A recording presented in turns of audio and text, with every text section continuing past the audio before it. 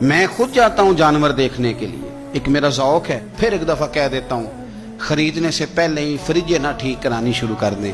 دیکھو قربانی کی جو لوگ استطاعت رکھتے ہیں میرے دوست، وہ تو ویسے ہی سارا سال گوشت کھاتے ہیں، اب تو کوئی گھر بچا ہی نہیں۔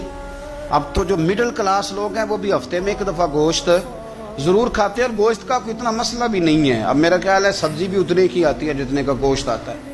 باقی وہ جو ہمارا طریقہ ہے تحفہ دینے اور تحفہ لینے کا کہ ایک پلیٹ آئے گی تو پھر ایک پلیٹ میری جائے گی، اس سے تھوڑا سا نکل آئیں۔ یہ قربانی خالص اللہ کی رضا کے لیے، اس کے اندر یہ تکلفات نہیں پیدا کریں۔ کوشش فرمائیں کہ سارے کا سارا گوشت تقسیم ہو جائے۔ جس طرح سارا گوشت گھر میں رکھنا جائز ہے نا، تو سارا بانٹ دینا بھی جائز ہے۔ اور ایک بات اور کہہ دوں، قربانی واجب ہے، نماز فرض ہے۔